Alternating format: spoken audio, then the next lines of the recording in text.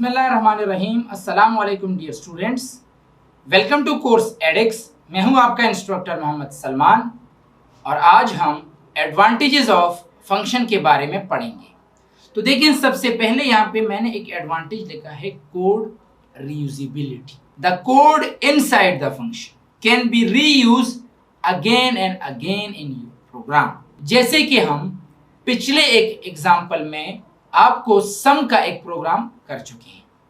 हमें वो सम का कोड 3 दफा चाहिए था, तो मैंने कोड को 1 दफा लिखा है, 3 दफा मैंने उस फंक्शन को कॉल किया कि बार बार वो काम परफॉर्म करे। तो जब आपको सेम पीस ऑफ कोड बार बार चाहिए तो आप फंक्शन का इस्तेमाल करेंगे और इस एडवांटेज को हम कहते हैं code reusability. Next one, updating the code. Same वही प्रॉब्लम है, आपने एक दफा एक कोड लिखा है, उसी को आपने कॉपी किया, paste copy paste copy paste 10 दफा आपने पेस्ट किया और उसमें आपसे एक छोटी सी गलती हुई, तो आप उस गलती को कैसे रिकवर करेंगे? 10 दफा आपने वो कोड पेस्ट किया है तो 10 दफा आप उस एरर को ठीक करेंगे। अगर हमने फंक्शन का इस्तेमाल किया है तो बस एक दफा आप उस एरर को करेक्ट कर लें, ऑटोमेटिक हर एक जगह में उसकी करेक्शन हो जाएगी। Third one, readability and understandability. जब आप इसको रीड करोगे वो भी बहुत सिंपल, इस पे समझना भी बहुत आसान। इन तीनों एडवांटेजेस को हम जरा प्रैक्टिकली भी देखते हैं। उसी फंक्शन की तरफ आते हैं। यहाँ पे आप देखें, मुझे ये सेम कोड 3 दफा चाहिए, तो मैं इसको 3 दफा नहीं लिखूंगा, 1 दफा मैंने लिखा है, 3 दफा कॉल किया। अच्छा, यहाँ पे मुझसे वैल्यू की लेट्स सपोज स्पेलिंग गलत है, मैंने ऐसा लिखा है, तो जैसे मैंने इस प्रोग्राम को रन किया, एंटर वैल्यू, अब यहाँ पे गलत है, दूसरे वाले में भी गलत, यहाँ पे देखो यहाँ पे भी गलत, यहाँ पे भी गलत। तो एक जगह अगर आपने गलत लिखा है तो हर एक जगह पे गलत। तो अगर मैंने फंक्शन कॉल ना किया होता और इसी सेम पीस ऑफ कोड को मैं 10 टाइम कॉपी करता तो 10 दफा आपने ये गलती ठीक करनी होती। यहाँ पे मैं क्या करूँगा, सिर्फ यहाँ पे मैं इसको ठीक करूँगा, एक जगह पे मैंने ठीक किया। अगर आपने इसको 10 दफा भी कॉल किया है तो हर एक दफा ये आपको करेक्ट आंसर देगा। बस एक दफा ठीक हो गया, अपडेट हो गया। सो ये मैंने आपको कुछ एडवांटेजेस फंक्शन के बता दिए। इसके अलावा फंक्शन का सिग्नेचर। अब सिग्नेचर अगर आप डेली लाइफ में देखें वो क्या रिप्रेजेंट करता है, आपका सिग्नेचर। तो इसी तरह फंक्शन सिग्नेचर आपको क्या रिप्रेजेंट कराएगा कि फंक्शन को हम कैसे लिखेंगे। अच्छा, फंक्शन सिग्नेचर में ये 3 चीजें आपने हमेशा याद रखनी। फंक्शन का नाम क्या होगा, फंक्शन के पैरामीटर्स कौन कौन से होंगे, उन पैरामीटर्स के ऑर्डर और डेटा टाइप क्या होंगे, और इस फंक्शन का रिटर्न टाइप क्या होगा। फॉर एग्जाम्पल, यहाँ पे आप इस एग्जाम्पल को देखें, float add float a and b. अब यहां से पता चला कि फंक्शन का नाम तो एड है, रिटर्न टाइप उसका फ्लोट है, 2 पैरामीटर्स हैं, एक फ्लोट है और एक इंटीजर है। तो ये आपका फंक्शन का सिग्नेचर हो गया। देखिए यहाँ पे आते हैं फंक्शन में, फंक्शन का नाम क्या है, सम, रिटर्न टाइप क्या है, इंट, 2 पैरामीटर्स हैं, एक इंटीजर दूसरा भी इंटीजर। लेट्स सपोज मैं चाहता हूं कि मैं 2 नंबर्स को आपस में ऐड करूं, लेकिन एक नंबर इंटीजर का होना चाहिए, एक नंबर फ्लोट होना चाहिए। तो आप क्या करोगे, यहाँ पे आप सिग्नेचर में लिखेंगे कि इसका रिटर्न टाइप फ्लोट होगा, फंक्शन का नाम सम है, पहली जो वैल्यू लेगा वो इंट की वैल्यू होगी, दूसरी फ्लोट की होगी।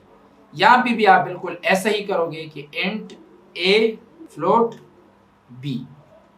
यहाँ पे मैं लिखता हूँ enter value for a and b और इनका एडिशन, 3 दफा मैंने फंक्शन को कहा, enter value for a and b, ये 12 हो गया, ये 12.5, तो इनका एडिशन आता है 24.5। फिर कहता है enter value for a and b, मैंने लिखा 15.5, तो 30.5। इसी तरह तीसरी दफा भी आपने फंक्शन कॉल किया था, तो आप जितनी दफा इस फंक्शन को कॉल कर रहे हैं उतनी ही दफा आपका ये कोड एग्जीक्यूट हो। तो ये मैंने आपको फंक्शन के सिग्नेचर के बारे में बता दिया कि आपके फंक्शन का सिग्नेचर क्या होगा। Now components of function, function के कंपोनेंट्स, तो 3 basic component, function prototype, function call और फंक्शन डेफिनेशन। सबसे पहले आते हैं फंक्शन प्रोटोटाइप, या इसको हम कह सकते हैं फंक्शन डिक्लेरेशन। तो function declaration is also known as function prototype. ये क्या स्पेसिफाई करेगा, name, type and argument. It provides the following information to the compiler.